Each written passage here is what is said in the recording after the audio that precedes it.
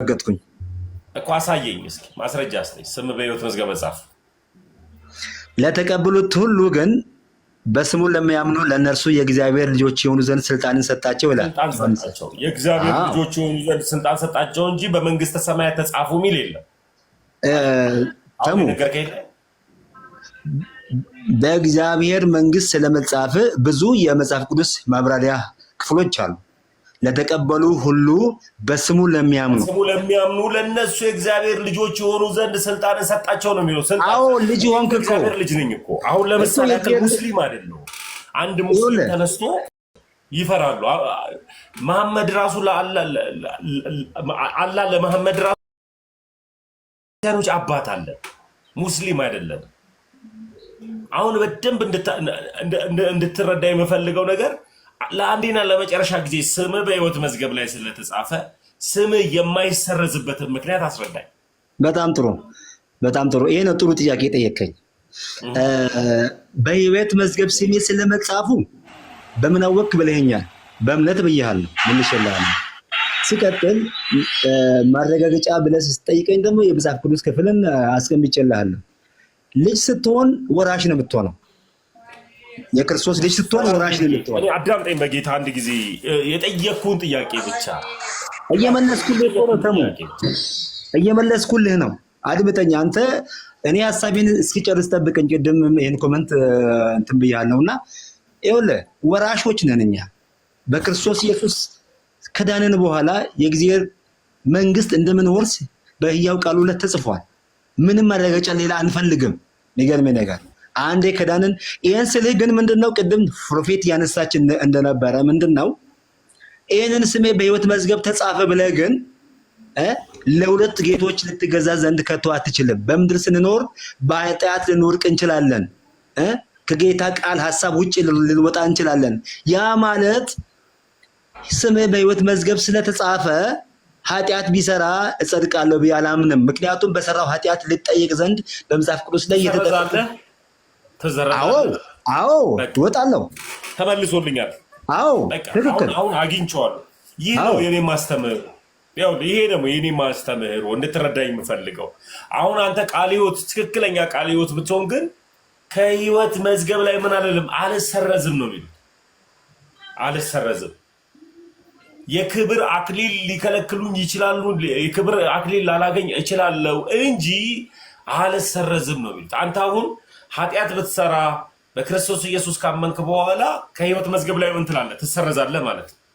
እኮ አስተምሮ ነው። አሁን ቅድም እየነገርከኝ ያለው ነገር የተቋማት አስተምሮ ወይም ዶክተርን የተቋማት አትበለኝ። እኔ ተቋም ውስጥ አይደለም ያለሁት ወንድሜ። እኔ የትኛውም ተቋም አካልም አባልም አይደለሁም። እኔ ኦርቶዶክስ ነኝ እኮ ብለኛል። ወንድም ነኝ በቃ አለ። ይኸውልህ አድምጠኝ። ስለ ኦርቶዶክስ በኮንፊደንስ አንድ ጊዜ ልንገርህ። አቋምና ተቋም መሰረተ ክርስቶስ ተቋም ሊሆን ይችላል። ቃለ ሕይወት ተቋም ሊሆን ይችላል። መካነ ኢየሱስ ተቋም ሊሆን ይችላል። ሉተራውያን ተቋም ሊሆኑ ይችላል። እኔ አሁን ተቋም ውስጥም አቋም ውስጥም አይደለም ያለሁት። እኔ ያለሁት በክርስቶስ ኢየሱስ የሚያምኑ ክርስቲያን ህብረት ያለበት ሃይማኖት ውስጥ ነው ያለሁት እና ክርስቲያን ነኝ። ይህ ነው እውነታው።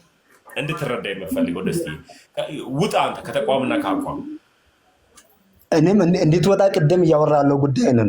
ስለ ተቋም ተቋም ውስጥ አይደለሁም እያወራሁ ያለሁት። ግን ትክክለኛ የቃለ ሕይወት ልጅ ብትሆን ኖሮ የክብር አክሊል ላጣ። እስቲ ቃለ ሕይወት ህብረት ውስጥ ያላቸው አንድ ቁጥር ጻፉልኝ። ትሰማለህ? የቃለ ሕይወትን አስተምሮ አንድ ቁጥር ጻፉልኝ። ቃለ ሕይወት ያላቸው አንድ ቁጥር ጻፉልኝ። አንድ ቁጥር ቃለ ሕይወት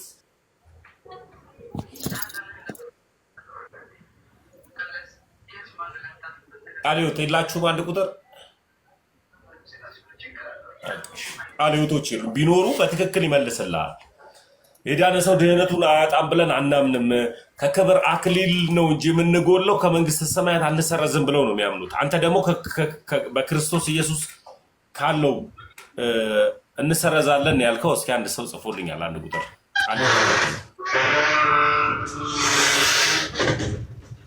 ፕሮፌት እንዴት ነሽ? እግዚአብሔር ይመስገን። ይቅርታ ወጣ ብዬ ነው። እሺ አንቺ የቸርች ነሽ ፕሮፌት? እኔ አሁን ለጊዜው ቃለ ሕይወት ነኝ፣ ሌላ ቦታ ነበርኩኝ። አሁን ግን ቃለ ሕይወት ነኝ። ቅድም ግን ቃለ ሕይወት ስትል እንደዚህ አይነት አስተምሮ የላትም። ቃለ ሕይወት በነገር ላይ አንድ ሰው ካመነ በኋላ መዳኑን ያጣል። ፕሮፌት መጀመሪያ ያው በጌታ ነኝ፣ ክርስቲያን ነኝ፣ ፕሮቴስታንት ነኝ። በቃ አሁን ያለውበት የመጀመሪያውን ተወና አሁን ያለውበትን ልንገር። ቃለ ሕይወት ነኝ እኮ ግን መጀመሪያ የቸርች ነበርሽ። ማወቅ የፈለኩት ለመሰለሽ የዛኛውን ቸርች ሐሳብ ይዘሽ መተሽ እንጂ ቃለ ሕይወት ዶክትሪኗ ላይ ሰው ከዳነ ድህነቱን ያጣል ብላ ነው የምታምነው። አንቺ አሁን ቃለ ሕይወት ናት ፕሮፌት አድርገሽ ሾመችሽ?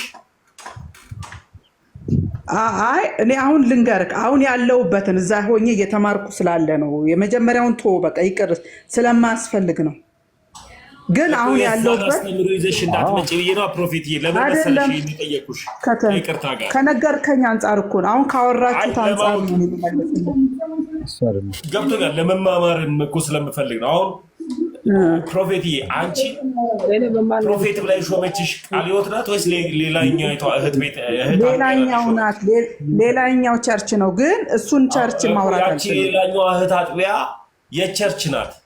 እሷን በእርግጥ የእሷን ቸርች አስተምሮ ይዘሽ ከመጣሽ እንጂ የቃለ ሕይወት አስተምህሮ የዳነ ሰው ድህነቱ ምን ይላል ብላ ነው የምታምነው ፕሮፌት? ዶክትሪኗ ላይ እኔ ዶክትሪኗ እኔ እንዲህ ብያለሁ። አንድ ሰው ከዳነ በኋላ ድነቱን ያጣል ወይ ብዬ ጠይቄያለሁ እኮ እኔ ራሴ።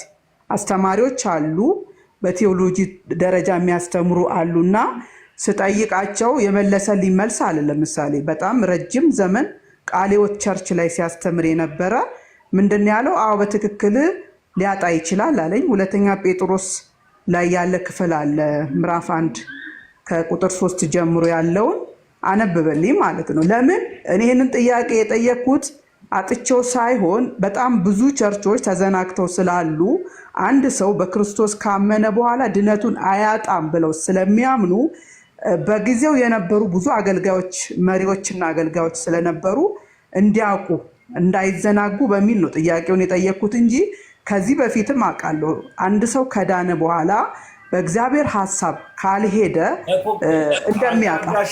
ፕሮፌት እንድትረጂ ይፈልጋለሁ። አውቃለሁ አንቺ አሁን ከዚህ በፊት የነበርሽበትን ቸርች መናገር አልፈለግሽም እንጂ እኔ አሁን ይኸውልሽ መሰረተ ክርስቶስ ነበርኩኝ ፕሮፌት። እሺ ተረጂ አንድ ጊዜ መሰረተ ክርስቶስ ነበርኩኝ። መሰረተ ክርስቶስ ፕሮፌት ብላ ሰውን አትሾምም አይደለ? እኔ በነቢያት ኦፊስ ነበር ማገለግለው የነበረው። ስለዚህ አንድ ሚኒስትሪ ያለው ወንድሜ እሱ ጋር ሄጄ ሳገለግል ቤተክርስቲያኗ እንደ ቤተክርስቲያን በትንቢት ነው የምታምነው። ትንቢትና ልሳንን ትቀበላለች። ግን ፕሮፌት ወይም ደግሞ ነብይ ብላ ስለማትሾም እኔ ሌላ እህት አጥቢያ ቸርች ሄጄ በነቢያትነት ተሾምኩኝ። እዛ ቸርች ሄጄ ግን የፕሮፌሲ አመጣለሁ ወይም ደግሞ ትንቢት አመጣለሁ። ትንቢትን እናገራለሁ። ትንቢትን በመናገር አገለግላለሁ። ግን ነብይ ብዬ የተሾምኩት ግን ሌላ ቸርች ነው። ገባሽ? ልክ እንደዚሁ አንቺ ለአገልግሎት እንዲመችሽ ወደ ቃለ ሕይወት መተሽ በፕሮፌትነት እያገለገልሽ ሊሆን ይችላል ከሌላ እህት አጥቢያ ቸርች። ግን ምን ልልሽ ፈልጌ ነው አስተምሮን ይዘሽ የመጣሽ ሆነ። አሁን የመሰረተ ክርስቶስ አስተምሮ ከምንም አይወጣብኝም። ሌላ ቸርችም ሲሄድ ከመሰረተ ክርስቶስ ውጭ ሌላ ቸርች መስሎ አይታየኝም ነበር። እፈራለሁ። አንዳንድ ቦታ ላይ ቆመው ነው ስርዓት የሚፈጽሙት። እንደ ፓፕቲዝ አይነቶች የፓፕቲዝ ቸርች ቆመው ነው ስርዓት የሚፈጽሙት። የሚናገሯት ቃላት አሉና እነሱ ከኛ ከመሰረተ ክርስቶስ ወጣ ያለ ስርዓት ስለሆነ ምንድን ነው ብዬ ደነግጣለሁ። ወደዛ አይነት ቸርች ሲሄድ ገብቶሻል? ለአገልግሎት ጭምር ሲሄድ ማለት አሁንም ልነግርሽ የምፈልገው አንቺ ከነበርሽበት ቸርች ይዘሽ የመጣሽው አስተምህሮ አለ። ቃለ ሕይወት ግን እንደ ቃለ ሕይወት ግን ዶክትሪኗ ላይ አለ ነው የዳነ ሰው ድህነቱ ምን አይልም አያጣም ብላ ነው የምታምነው። እኔ እንግዲህ ነገርኩህ እኮ ለምሳሌ አንተ የምትከተለው ተሙ ልንገርህ፣ አሁን አንተ የምትከተለው መቼም መሪ ነው አይደል? አስተማሪ ነው የምትከተለው። እኔ እንደ ደቀ መዝሙር ጠይቄያለሁ። እኔም ይሄን ነገር ብያለሁ ማለት እዛው ቃለ ሕይወት ያለ ሰው ወይንም ደግሞ እዛ የሚያስተምር ሰው ነው የጠየቁት። ልክ አሁን አንተ እንደጠየቅከው ጥያቄ ጠይቄ እኔ አውቃለሁ ድነት ማለት አንድ ሰው ከዳነ በኋላ ድነቱን እንደሚያጣ አምናለሁ። ግን ለሰው ነው እንዳይዘናጋ ለሰው ነው እኔ መልስ እንዲመለስለት ጠይቄ ሲመልስ ምንድን ያለው ያ አስተማሪ አዎ በትክክል ድነቱን ያጣል ብሎ ጥቅስ ጠቀሰልኝ ማለት ነው። ግን አሁን አንተ አንድ ቸርች እንዲህ ብላ ታስተምራለች ስትል አሁን በቅርብ ጊዜ በገባም እንደዚህ አይነት ነገር ስላልሰማሁ ከአንቺ ጋር አንድ ሰው ላስገባና ታወሪያለሽ። ፕሮፌት እውነቱን ነው የምነግርሽ፣ ያው ራሱ ደስታም ያወራል። እስኪ የዳነ ሰው ድህነቱን አያጣም ብላችሁ የምታምኑ ካላችሁ ፕሮቴስታንቶች አንድ ቁጥር ጻፉልኝ። አንድ ቁጥር ጻፉልኝ። ሰሙ አሁን እኔ ምን መሰለህ በዚህ ጉዳይ ላይ አውርተናል። እኔ አሁን የኔ ሐሳብና ያንተ ሐሳብ አንድ ነው።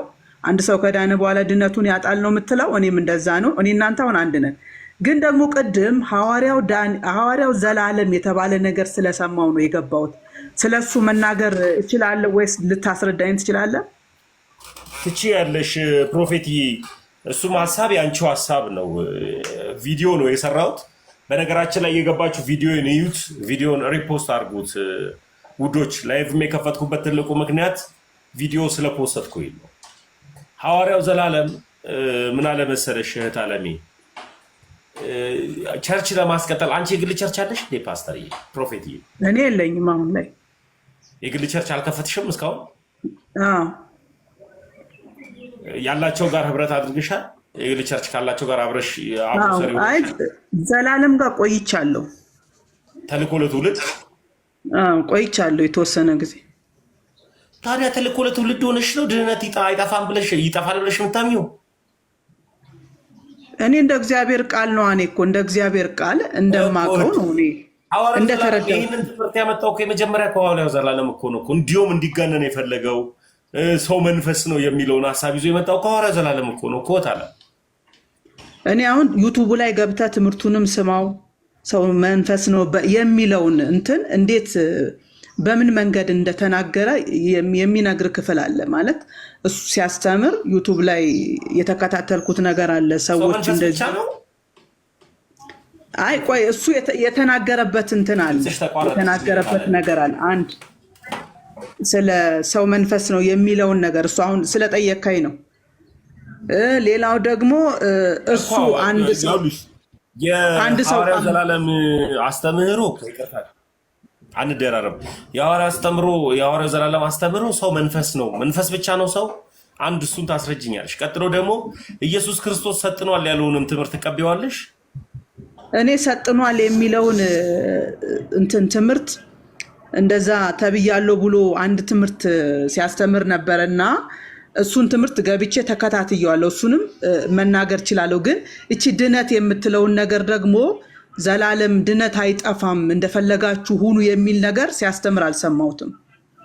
አሁን እሱ ላይ ስለሆነ ነገራችን ማለት ነው። እሱ ላይ ስለሆነ እንደውም እኔ ፎከስ ኦን ክራይስት የሚል ትምህርት አንድ ጊዜ አስተማርና ትኩረታችንን ክርስቶስ ላይ እናድርግ የሚል የዛሬ 6 እና 7 ዓመት ተከታትያለሁና የሚገርም ነገር ነው ከሱ የተረዳሁት። በነገር ላይ የሆነ ስህተት የለም ምናምን እያልኩ አይደለም። ፐርፌክት ኢየሱስ ብቻ ነው። ስህተት የለም እያልኩ ስህተት ሊኖር ይችላል። ግን ደግሞ ታስረጅኝ እኮ ፈልጌ ነው እኮ ኢየሱስ ክርስቶስም ሰይጣናል የሚለውን ትምህርት ተቀበያለሽ? የዘላለም ልክ ነው። ኧረ በጌታ እንደዛ የሚባል ነገር እኔ አላለም እንጂ ሲልም አስተምሯል እኮ ታለሜ እኮ ኢየሱስ እኮ ሰይጣን ሆኗል እኮ አስተምሯል እኮ ዘላለም። እሺ ትምህርቱ አለ ዩቲዩብ ላይ አለ እንጂ ገቢ ራሱ ፔጅ ላይ አለ። ተልኮ ለትውልድ ፔጅ ላይ አለ ዩቲዩብ ላይ ግቢና። እሺ በቃ እኔ ደግሞ አንዲት ጋዜጠኛ ስጠይቀው ሰምቻለሁ። ክርስቶስ ሰጥኗል ብለህ አውርተሃል ብላ ስጠይቀው የሆነ ነገር እንደውም በወቅቱ በደንብ ቁጭ ብዬ አልሰማውም እንጂ ሲመልስላት ነበረ። እኔ እንደዛ አላልኩኝም፣ ግን በዚህ መንገድ እያለ ሲያስረዳት ነበር። ሙሉውን አላየውም፣ ግን አያዋለሁ። እስቲ አሁን በነገር ላይ እዛ አይደለሁም፣ ግን እኔ በሚገርም ሁኔታ ፎከስ ኦን ክራይስት የሚለውን ትምህርት ሲያስተምር በቃ በጣም ተገርም ያለው። ምክንያቱም እኛ ማወቅ ያለብን ክርስቶስን ስለሆነ ይሄ ሰው ክርስቶስን ስሎልኛል። በቃ እኔ እውነቴን ነው የምልህ። እኔ ቃልዮት አልቆየሁም፣ የትኛውም ቸርች ላይ አልቆየሁም። ንገሪኝ ካልከኝ ማለት እዛ ቸርች ግን ረጅም ዓመት ቆይቻለሁ። ሻሸመኔ ባለው ላይ ማለት ቆይቻለሁ አሁን እዛ። እሺ ኧረ እኔ የተልኮ ለትውልድ ትምህርት ናቀዋለሁ በጌታ። ታዲያ የመጀመሪያ እነ ጃፒም ከመናገራቸው በፊት ሰው መንፈስ ነው ብሎ የተናገረው ያስተማረው የመጀመሪያ ሐዋርያው ዘላለም ነው አዳማ ላይ ካስታወሽ። ከዛ በኋላ ነው እነ ጃፒ ያሳደጉት ምናምን የመጡት እና ይሄን ሁሉ ትምህርቱን ሰፖርት አድርገዋለሽ የዘላለም እኔ እሱን አልቀበልም፣ ግን አሁን ማየት ፈልጋለሁ። ሰው መንፈስ ብቻ ነው ብሎ ካስተማረ እስቲ እኔ ገብቼ አየዋለሁ። እኔ በነገር ላይ ምን መሰለ መማር ከፈለኩኝ ማለት ትምህርት ካለው ትክክለኛ ነገር መቼም አይናገርም እንጂ ሰይጣን የሚገርም ነገር ከሰይጣን ራሱ እማራለሁ። ትምህርት በጣም ስለምወድ ማለት ነው። ከፓስተር ዘላለም ጋር አውሪ። ያው ሰው መንፈስ ነው ይልሻል። እስኪ አውሩ። ይኸው ፓስተር ዘላለም እንደዛ ይላል። እኔ ምን አውቃለሁ? እሱ ሰው መንፈስ ነው ይላል። አውራ። እሺ አውራ በለው። ቆይ እሺ፣ ፓስተር ዘላለም እንዴት ነህ? ሰላም ነህ?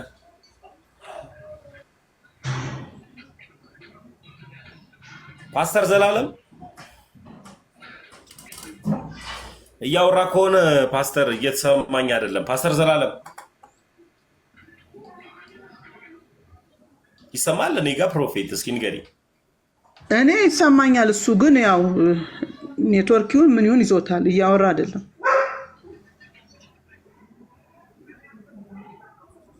እሺ እንደገና ወርዶ ነው ኔትወርክና አንድ ቁጥር ጻፍልኝ። ታሙስ ስንት ሰዓት ትገባለህ? ከሰዓት ትገባለህ? ከሰዓት አለውኝ እህት አለ። እሺ ወጣ ብዬ ልምጣ?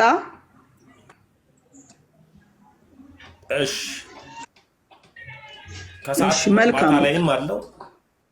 ማታ እንደውም አሪፍ መልሻለሁ። ትመጫለሽ ፕሮፌት? እሺ ጥሩ ነው። እንወያያለን። እሺ ቻው።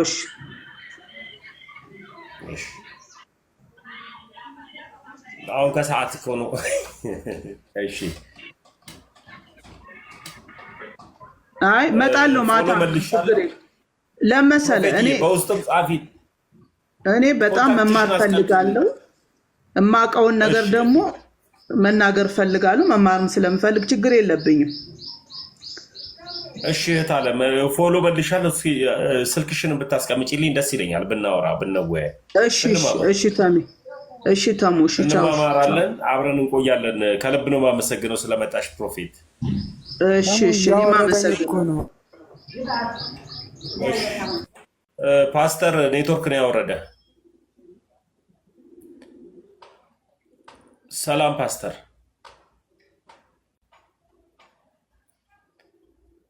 ኔትወርክ መሰለኝ።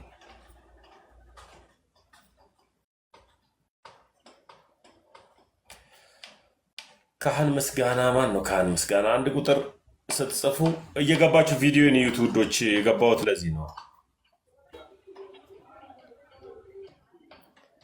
ሰላም ካህን ምስጋና።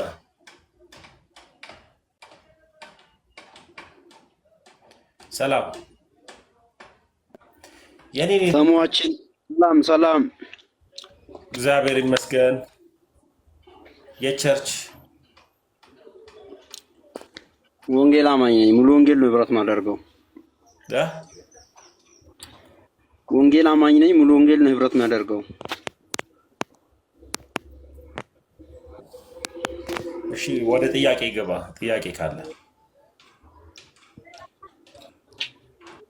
ኦኬ። ቅድም ባነሳችሁ ሐሳብ ላይ ለማውራት ነበረ። ከልጅቷ ጋር በምታወራው ድነት ይታጣሉ አይታጣም በምለው ልል ነበረ። ያው ከዛ ከወጣን ኦኬ። እሺ ሌላ ጥያቄ ልጠይቅህ። የገድለ ተክለ ሃይማኖት መቃብር ቤዛህ ነው ለአንተ? ወይ ምስጋና ደህና ነህ? ጠየቀኝ አለው ላይ ጥያቄ ጠይቅ ስላልከኝ ነው። የገድለ ተክለ ሃይማኖት መቃብር ቤዛ ነው ለአንተ? ምስጋና አዎ ተመስገን ትላለህ። አዎ ቤዛ ነው መቃብር። ይህን ፋራ የሆነ ሰውዬ በቃ በመድኃኒዓለም ስም ይቀያይራል እንደ ጉድ። ስም አልቀበልም እንደ አንተ። እሺ ሰላም እህት አለሙ። እንዴት ነህ ወንድሜ? እንዴት ነሽ? እግዚአብሔር ይመስገን። የት ቤተ እምነት? እኔ ኦርቶዶክስ ነኝ። ነሽ? ጥያቄ ኖሮሽ ነው? ጥያቄ ሳይሆን ያው እኔ እናንተ የምንጠያየቀው ነገር የለም። ምክንያቱም እግዚአብሔር አንድ ላይ አንድ ሃይማኖት ላይ ስላቆመን ማለት ነው። እንማማራለን። ላይክ ምስክርነት ልሰጥ ነው። ምክንያቱም አንተም ከጨለማ እኔም ከጨለማ የመጣን ሰዎች ስለሆንን አሁን ብርሃን ውስጥ ስላለን እግዚአብሔርን ለማመስገን ያህል ነው። ምክንያቱም ብዙ በዓለም ውስጥ ብዙ የሚደረግላቸው ሰዎች አሉና ብዙ ቢደረግልህም ግን ምስክርነት እንኳን እንድትሰጥ የሚፈቅድልህ ራሱ ወደ ብርሃን ያስገባህ አምላክ ነው እና እግዚአብሔር ይመስገን። የጎደለው የሚሞላው ራሱ ቅድስት ሥላሴ ነው። እኔ ብዙ አለ ብዙ የምለው ነገር አለ። ከዓመታት በፊት ላይ ከ7 ከ8 ዓመት በፊት የነበርኩበት ህይወት ዓለማዊ ነው። ዓለማዊ ስልክ በጣም የሚያስጠላ የሚያጸይፍ ስራ ነበረኝ። ሜካፕ አርቲስት ነኝ፣ እሰራለሁ። የሰራሁት ሁሉም ማጠፋው ግን ያው ብራንድ ኔሙ ያስመሰከረ ሊፕስቲክ ነው።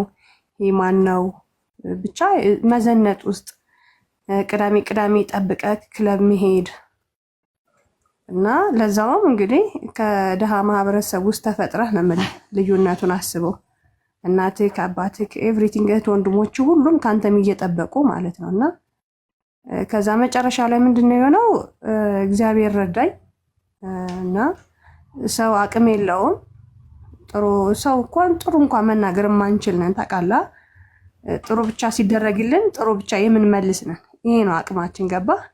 ክፉ እንኳን ለተናገረን መልካም መናገር ማንችል ደካሞች ነን። እግዚአብሔር ግን ኃያል ነው፣ ያን ሁሉ ይቀይራል። እና እግዚአብሔር ረዳኝ። አንዲት እህት ትመጣለች እኔ ጋር እና ባህሪሽ በቃ ብዙ አይነት ባህሪ ነው ያለሽ እና አንደኛውን ለምን አትይዥም ትለኛለች። እንዴት ማለት ስላት፣ አንዴ ደግነሽ፣ አንዴ ክፉ ሴት ነሽ፣ አንዴ ወጣ ያልሽ ነሽ፣ አንዴ ደግሞ የሆነ ደግሞ ሃይማኖት ውስጥ ገብተሽ ስትግበሰበሽ ደግሞ አይሻለሁ። ስለዚህ ይሄ ሰው ባህሪ አይደለም። ምክንያቱም አንድ ሰው አንድ ህይወት ነው ያለው። በቃ አንቺ ግን ብዙ ነሽ ትለኛለች። እና ምን እናድርግ ስንባባል እጣ እናወድቃለን ማለት ነው ቤት ውስጥ። ከዛን ያው የእመቤታችን ስም ጠራን፣ መድኃኔዓለም፣ ሚካኤል፣ ገብርኤል ሁሉንም ማለት ነው ጽፈን እጣ ስናወድቅ ለ3 ጊዜ የቅድስት አርሴማ ስም ይወጣልኝ ማለት ነው። እና የቅድስት አርሴማ ስም ሲወጣ ከዛን ገዳም መረጥን እና ከዚህ በፊት ግን ስለ ገዳም ስለ ንስሐ ስለምንም አውቀው ነገር የለኝም ማለት ነው። እና ሄድን እዛ ያወጣንበት ቦታ ሄድን። ሲሄድ ግን ንስሐ ገባው፣ ጸበል ውስጥ ገባው፣ ብዙ ነገር ተደረገልኝ ማለት ነው። እና ከትንሽ ቆይታ በኋላ ምን ይጀምረኛል? ግሳት ነገር ይጀምራል። በቃ ከጉሮሮ ውስጥ ነው የሚወጣው። ምንም አይነት የስቃይ ምልክቶች የለውም፣ ድምፅ አለው። እና ኖርኩኝ።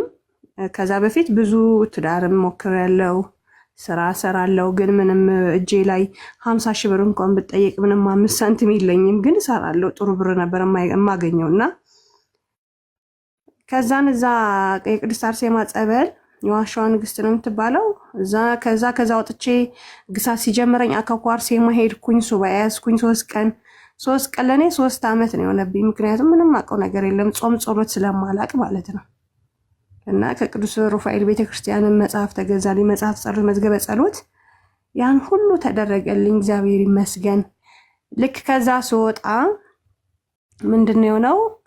ልክ እንደወጣው ከሆነ ሰው ጋር ተዋውቃለሁ እና ትውውቃችን ብዙ አልቆየም። ምክንያቱም አንድ እኔ ዝግጁ አይደለሁም። ልክ አሁን እንዳለሁበት ጥንካሬ የዛን ያልነበረኝም ገባ ብዙ ቢደረግልኝም ማለት ነው። እና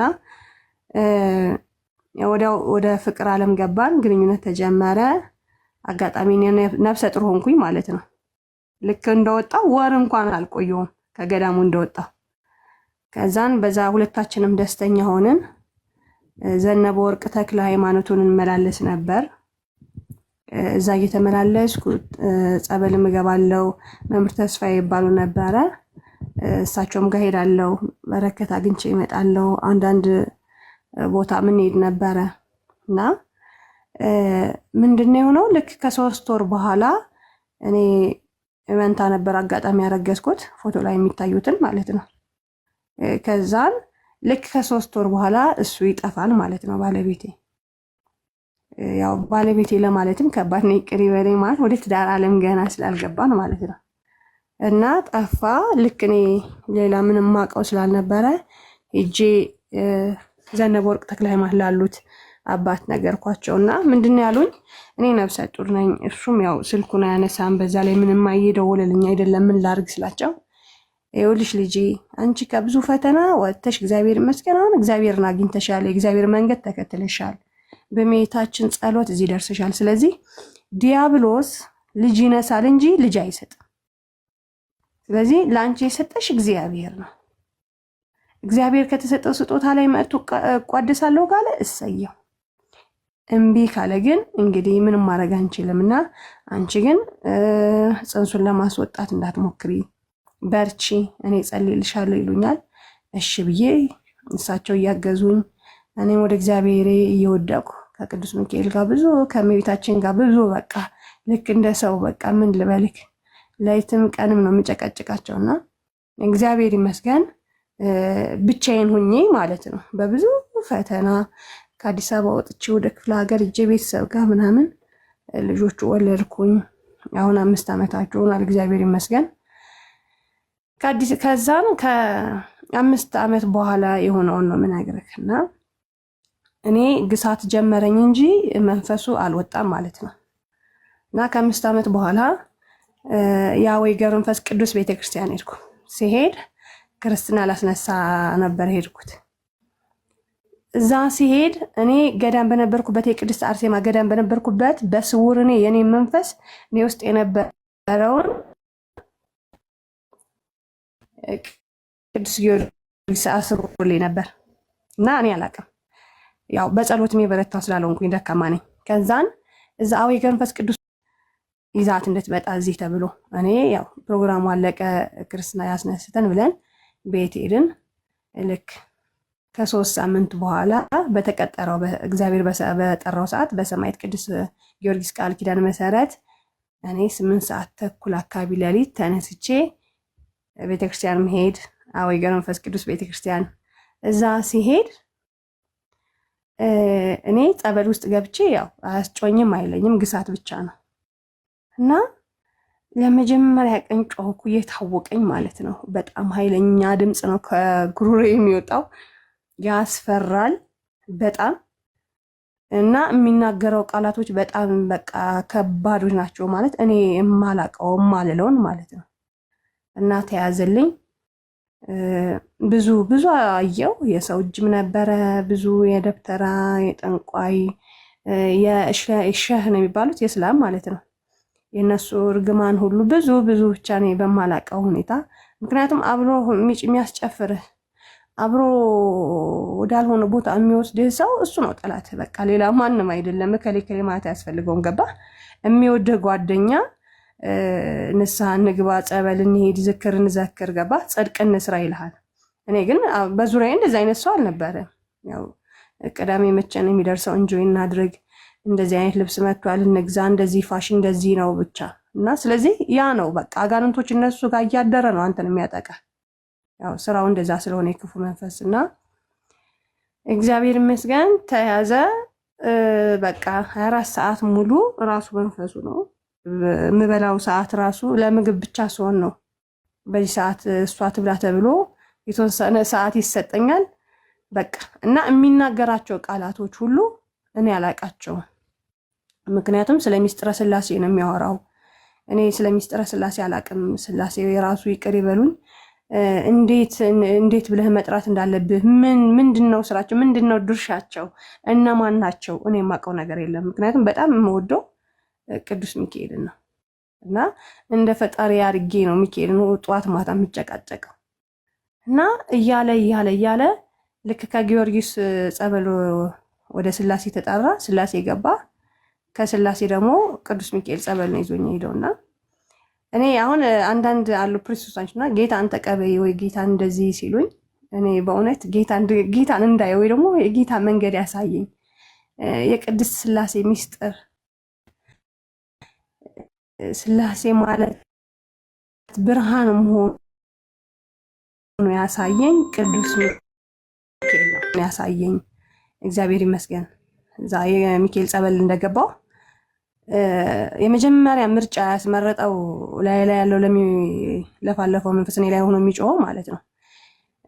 በዚህ ያለ በግራ ያለው ጨለማ በቀኝ ያለው ብርሃን ነው የሚያሳየው እኔም ይታየኛል ማለት ነው። ጸበል ውስጥ ገብቼ እና የትኛው ይሻልሃል ምን መምረጥ ይሻልሃል ሲለው እኔ ምንም አላውቀው የሥላሴ ፍጡር ነኝ ይለዋል። ስለዚህ መንገዱን ላሳየ ና ለማን እንደምትሰግድ አምልኮ ለማን እንደምታደርስ ና ላሳየ፣ ግን አንተ መጀመሪያ ምረጥ ይለዋል። ሲመርጥ ብርሃን ብመርጥ ጨለማን ብመርጥ ምን ያገኘኛል ይለዋል።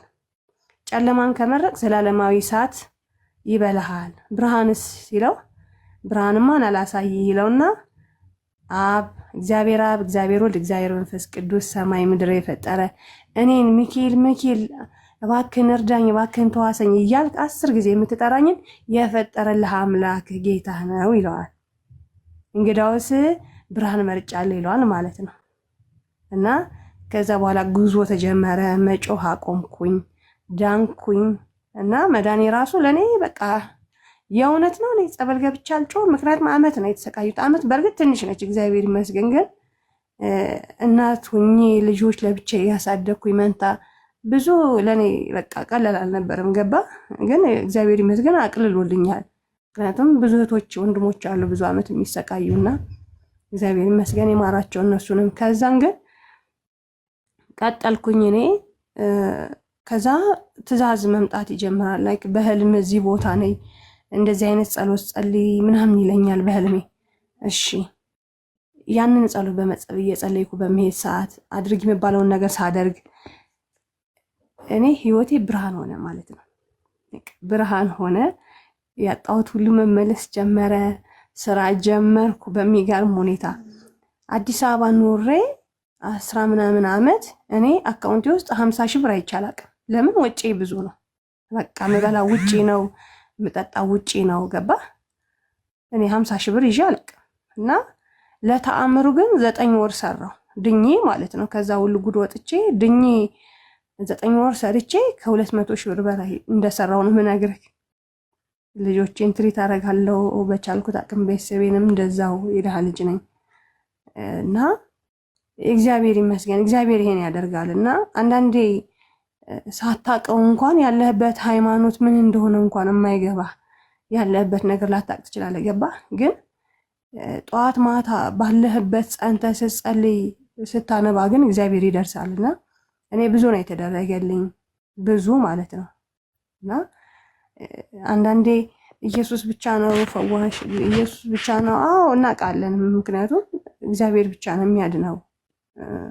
እኛም ቅዱስ ሚካኤልን ወይ ቅዱስ ገብርኤል ወይም የቤታችን ድነት ከእግዚአብሔር ዘንድ ያመጡልን በንጹህ አንደበታቸው በንጹህ አይምሮ በንጹህ አካላቸው እንዲጸልዩልን። እኛ ስለቆሸሽን መልካም ስራ ስለሌለን መልካም ጽድቅ ስለሌለን ጧት ማታ ወደ እነሱ ምንጮኸው ያ ድነት ለማግኘት ነው። ገባ? ከእግዚአብሔር እውነተኛውን መንገድ እንዲያመጡልን እንዲበራልን ነው። ገብቶሃል? የሆነ ሰው እንኳን እርዳኝ አግዘኝ ብለህ እኮ ትጠይቃለህ። ገባ? እርቦኛልና አብላኝ ትላለህ። ለሰው ነው የምልህ። ቀርቶ ለመላእክቶች፣ ቀርቶ ለጻድቃናት፣ ቀርቶ ለቅዱሳን አባቶች፣ ለጌታን ለወለደች እመቤታችን ድንግል ማርያም፣ ጌታ የከበራት፣ ጌታ የመረጣት፣ ጌታ ከሴቶች ሁሉ ለይቶ እሷን የባረከ፣ እኛ እሷን አለመውደድ እሷን አለመክበር እንደው መቅዘፍት ነው የሚያመጣው ብዬ ነው የማስበው። በእውነት ነው የምላችሁና ነውር ነው። በቃ አንዳንዴ የተደረገልህ ነገር አለመርሳት ጥሩ ነው። ምክንያቱም ብር እኮ ስለያዝከው ብቻ ቤት አትገዛበትም። ብር ስላለህ ብቻ የሆነ ጥሩ ምግብ ልትበላበት ሁሉ አትችልም። ገባ? ስንት እኮ አሉ ብር ኑሯቸው ጫትና ሲጋራ ሀሽሽ የሚወስዱ። ብር ስላለህ አይደለም፣ ያ አይደለም። በቃ ፈጣሪ በቃ ይሁንልህ እንካ ህይወት ሲልህ ግን ትንሽዬ እንኳን ያቺ ትንሽ ያስካት 5000 ወይ 500 ብር እግዚአብሔር ይባርክልሃና ለብዙ ነገር ታውላታለህ። ገባ? በወር የምታገኛት 5000 ብር አንተ ከእግዚአብሔር ከሆነች በእውነት ብዙ ነች። ትበላባታለህ፣ ትጠጣበታለህ፣ እንደውም መጠለያ ሁሉ ልትሰራበት ትችላለህ እግዚአብሔር ካለውና እኔ ስላየሁት ነው። ብዙ ብር ይዤ እኔ ምንም እርባና ኑሮኝ አያውቅም። ገባ? አሁን ግን እግዚአብሔር ይመስገን ጾም በመጣ ሰዓት በእግዚአብሔር ኃይል በኃይል አይደለም ጾማለሁ። መጸለይ ባለብኝ ሰዓት ጸልያለሁ። ጥሩ ነገር ማድረግ ባለብኝ ነገር ጥሩ ነገር እሰራለሁ። እና የሚገርም በእንደዚህ አይነት ላይፍ ደግሞ ስትኖር ራስ ለእግዚአብሔር ስታስገዛ በእውነት ተመስገን ወንድሜ። እኔ በእውነት ነው የምልህ አንተ ብቻ አይደለም የምትድነው፣ ለአንተ ብቻ አይደለም ብርሃን፣ ለአንተ ብቻ አይደለም የሆነ ራዕይ የሚታየው ወይ ተስፋ የሚኖር በዙሪያ ላሉት ሁሉ ተስፋ ነው የምትሆነው። ጨለማ ራሱ አንተን በቃ ሊያስፈራ አይችልም። ለምን? አንተ ውስጥ እግዚአብሔር በቃ ሰርቷል፣ አሳይቷል እንዴት መኖር እንዳለብህ። ስለዚህ አንድ ሰው ዳነ ሲባል የእውነት ከቅድስት ሥላሴ ድነት ሲላክለት የብቻውን ነፍስ ወይ ደግሞ የብቻውን ስጋ ብቻ አይደለም ይዞ የሚወጣው ልንገርህ፣ የብዙ ሰው እና ስለምንወደው ብቻ አይደለም ስለምንጠላው ሁሉ ነው። እኔ በራሴ የማደርገው በእግዚአብሔር ላይ ስለምጠላው ሰው ሁሉ ጸልያለሁ። እና እኔ በጣም በቃ አብሬ ከበላሁት ከበጠጣሁት ሰው ጋር አስቀይሞኝ ሌሊት ነው 10 ሰዓት ጸሎት እያደረግኩ ስለሷ ጸልይ ይለኛል፣ የሆነ በጆሬ ማለት ነው። አይ እንደዚህ አርጋ በድላኛለች እና እንዴት ብዬ ጸልያለሁ እላለሁ። ጸልይ የምታገኘው ነገር አለሽ። እሺ ሌሊት 10 ሰዓት ነው ጸልያለሁ። ስጸልይ እሷን በቃ ብቻ ከእሷ ጋር የሚያገናኝ ነገር አይኖረኝም። ያው ሰው ነህ ትንሽ ቅር ይላል እና ግን ጠብቅልኝ በቃ ቅድስት ሥላሴ እሷን ጠብቅልኝ፣ ቅዱሳን መላእክቶች ክፉ አይንካት፣ በሄደችበት ሁሉ ይቅናት ብዬ አሁን ሰማያት ደግሜ ጸሎቴን ዘጋሁን። የጸሎቶች ሁሉ ትልቁ ያው አሁን ሰማያት ነው ማሰሪያችን እና እግዚአብሔር ይመስገን ጌታ ኢየሱስ ክርስቶስ የሰጠን ነው፣ ከየትም የተገኘ አይደለም። መንገዳችን እሱ ራሱ ክርስቶስ ስለሆነ እግዚአብሔር ይመስገን። እና የሚገርምህ ጥዋት ስነሳ እግሬ ላይ ወድቃ አልቅሳ ይቅርታ ጠየቀች። በቃ ምስክሬ መድኃኒዓለም ነው። ለዚህ ምስክሬ መድኃኒዓለም ነው። እኔ የዛኔ ዓርብ ቀን ነው፣ ቅዱስ ጊዮርጊስ ነው። እንዴት እንደሆንኩ ያው አስፋልቱን እንዴት እየረገጥኩት እንደሄድኩ እንኳንም ጸለይኩላት፣ እንኳንም በቃ ክፉ ያልተናገርኩ እምቢ ብልስ ገባ። አንዳንዴ በቃ እግዚአብሔር ሁሉ ጊዜ ያናግረናል፣ ግን እኛ አንሰማም። በቃ በክፋት ልባችን ተደፍኗል፣ በተንኮል በቃ እንደው በስመ አብ ወወልድ ቅዱስ እና እግዚአብሔር ራሱ እያናገረ ፊት ለፊት እንዴት ብለህ ታየዋለህ? እኔ ነኝ እኮ ቢልን ራሱ እኮ እኛውን አንሰማም። የለንም እኮ የለንም። በቃ እንደዚሁ ዝም ብለን የምንጠራረው፣ ዝም ብለን የምንጮኸው ገባ። መብላት ባለብህ ሰዓታት በላ፣ መስራት ባለብህ ሰዓታት በቃ ህገ ወጥ ሆኖናል ገባ። መጸለይ ባለብህ ሰዓት አትጸልይ። እስቲ የእውነተኛ ሰውን እናከብራለን፣ ታላቃችን ላጣ እናካፈላለን። የእውነት ብዙ የተቸገረ ሰው የለንም በዙሪያችን ባለን አቅም ማለት ነው። ግዴታ ፎቅ የቆመለት ብቻ ነው ግዴታ መስጠት ያለበት። የእውነት ከሆነ ያ አይደለም። እግዚአብሔር እኮ ሁለት ካለህ አንድ ስጥ ብሏል። ግን ብዙ ይዘን ለመስጠት አሁን የምንሳሳለን፣ ልክ አይደለንም። እና እግዚአብሔር ማንንም በስላሴ የተገዛ በስላሴ የታመነ ያመነ በክርስቶስ ደምና ስጋ የተዋሃደለት እውነት ተከፍሎልኛል ያለ ክርስቲያን ሁሉ እግዚአብሔር ያናግራል። እኔን እንኳን እኔ ማን እንደሆንኩ ብነግራችሁ ግን እኔን እንኳን ያናግረኛል። አስቦ ጸልይላት። አልጸልይም ብዬ በቃርስ አስቦ የሚቀርብኝን ምክንያቱም ነገ ላማት ነው እንደዚህ ያረገችኝ ልል ነው አስቦ የትላንት ኃጢአት ይፋቅልኝ ብዬ ያለቀስኩትን ባመልሼ ደግሞ ላለቅስ ነው ነገ ማለት ነው። ግን እግዚአብሔር ይሄንን እንኳን ይፍቃል። እግዚአብሔር ይመስገን።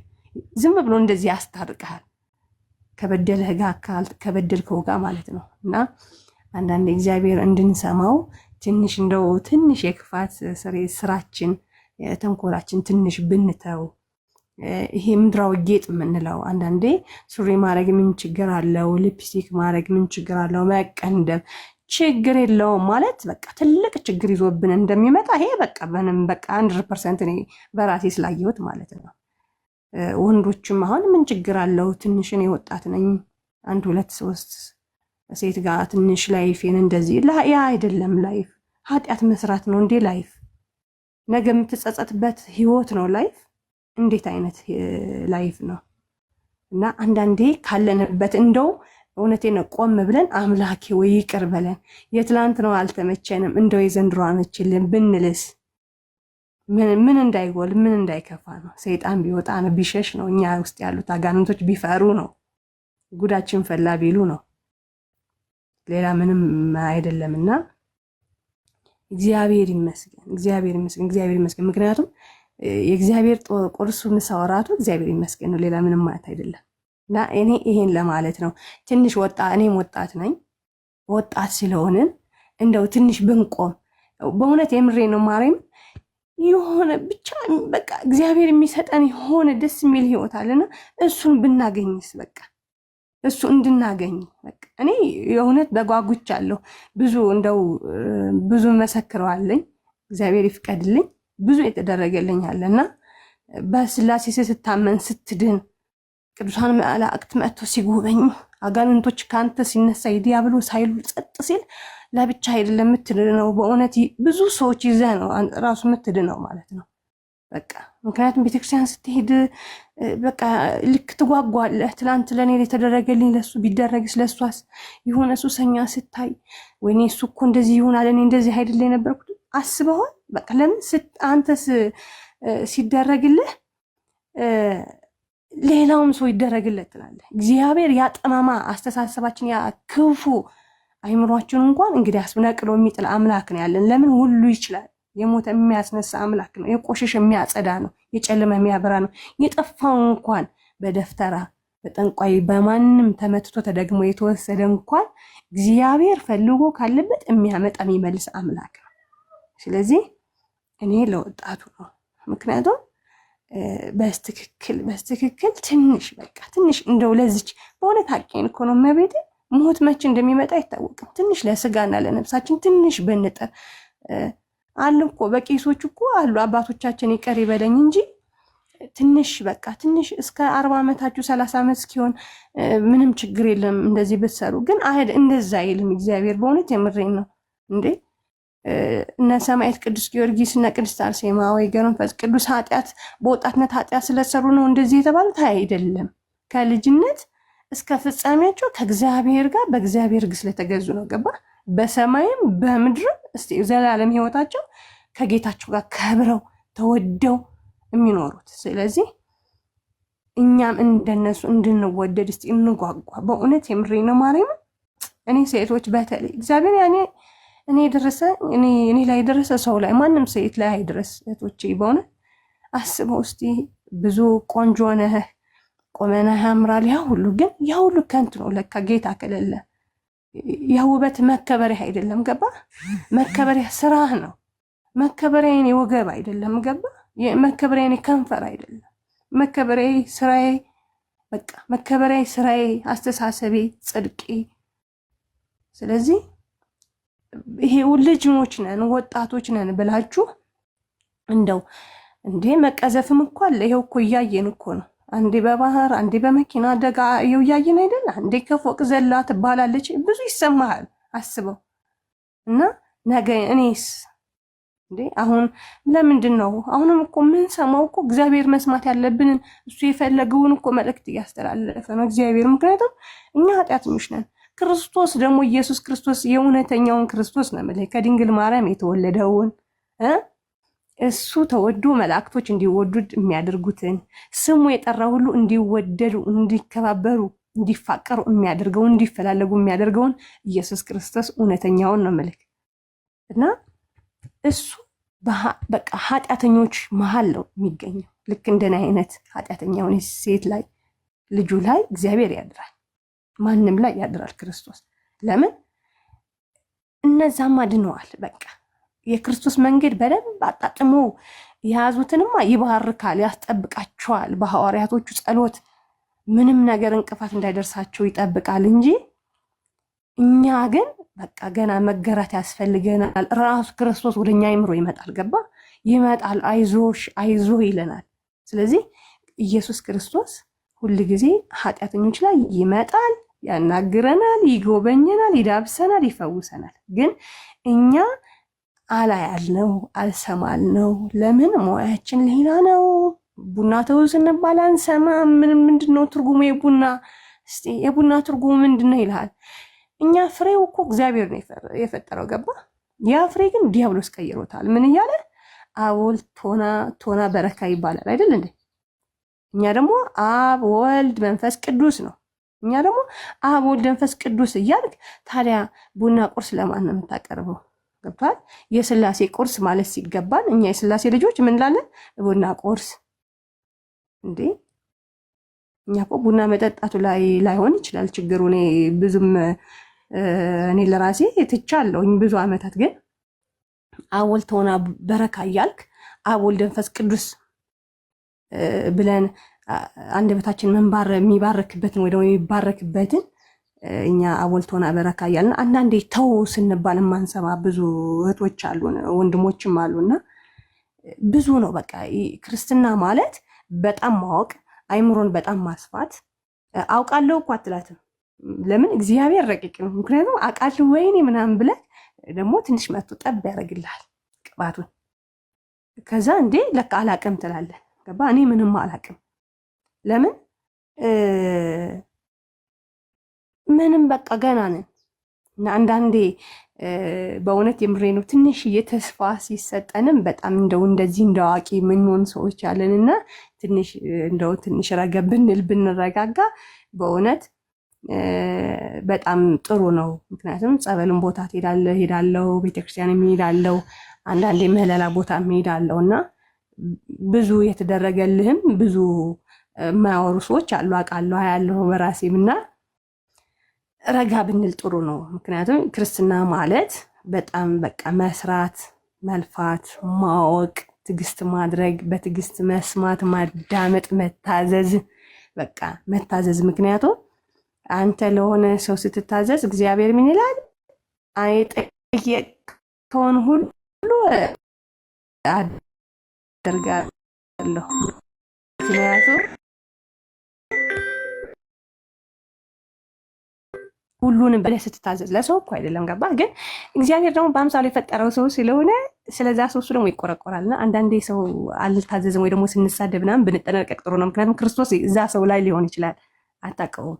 እና የድንግል ማርያም ልጅ ሩህሩህም ቢሆን በእውነት ይከፋዋል። አንዳንዴ የዋህ ሰዎች እኮ ሲነኩ ያድርስ ይባላል። ስለዚህ ጌታችንን በጣም ሩህሩህና ቸር፣ የእውነተኛ አባት፣ የእውነተኛ ፈራጅ ነው። ግን ይሄ ስለሆነ ብቻ ደግሞ እኛ እግዚአብሔርን ባንበድል በጣም ብዙ ገፍተነው ግን ያው ሩሩ ስለሆነ ያው አንስቶናል እና ጠፉ ስንባል አለን፣ ሞት ሲንባል ይኸው አብበናል፣ አጡ ስንባል ይኸው አግኝተናል።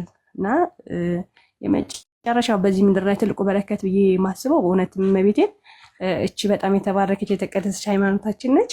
ሲቀጥል ደግሞ ልጅ ነው እና እኔ ቀርቶ 2 ልጅ 3 4 ልጅ ለማንም ይስጥ ዋጋ አስጣለም ስላሴ ፍቃዱ ይሁን በሁለት እጅሽ ብለህ የምትቀበለው። ምክንያቱም አስበው ያልወለደች ሴት ወይ ደግሞ ያልወለደ ሰው እግዚአብሔር ምን ብሎ ያመሰግናል? በእውነት የምሬን እኮ ነው። መቤቴን ይቅር ይበለው፣ በፍሬ ባርከው፣ ፍሬ ሁሉ ላጣ መብርሃን እንደው ትጸልይላቸው እና ፍሬ ያለው እኮ የሆነ ነገር እንኳን ቢከፋ ነው የምልህ ባል ባይኖረኝ እግዚአብሔር ይመስገን ደስ ይለኛል።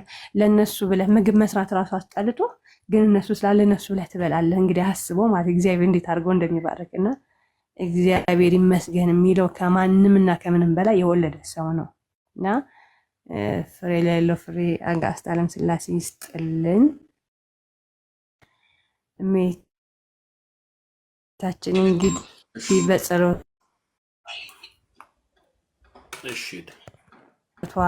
ታቆመን ይቅር ይበለን ይደምሰስልን እያልን ብንጸልይ ጥሩ ነው። የትላንትናው አልጠቀመንም። ከዚህ በኋላ የሚመጣው ህይወት ግን እግዚአብሔር ይባርክልን።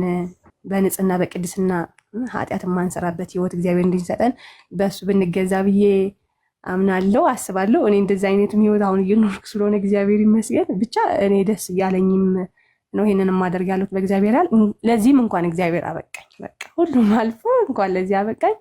በጣም ነው የማመሰግነው። እንግዲህ አብዝቼ ይሆናል፣ ይቅር በሉኝ። እታለም ተባረኪ።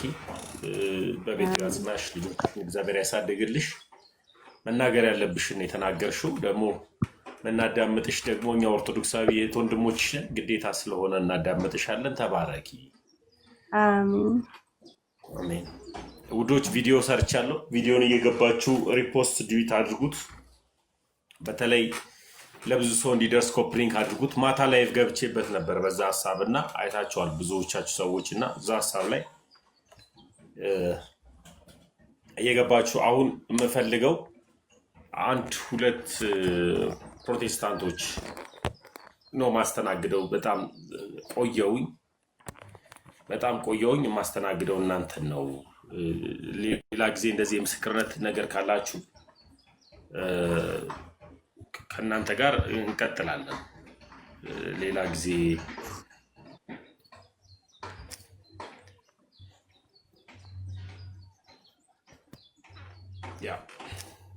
ጊዜ እንቀጥላለን። ተነጋግረን በምስክርነት እናወራለን። ቤተሰቦችን እግዚአብሔር ያሳድግልሽ ይታደግሽ። ቪዲዮን እየገባችሁ እዩት። ማታ ላይ በገባውበት ሀሳብ ላይ ነው ቪዲዮ የሰራሁት። ዱዊት ነው ያደረኩት ኦልሞስት ሐዋርያው ራሱ ስለገለጠው። ካልሆነ ግን ማታ ላይ እንገባለን። ማታ ላይ ስለምገባ ማታ ላይ አብረን እንቆያለን። አሁን ራሱ በወጣ ደስ ይለኛል እና ተባረኩልኝ። ሰላም ዋሉ።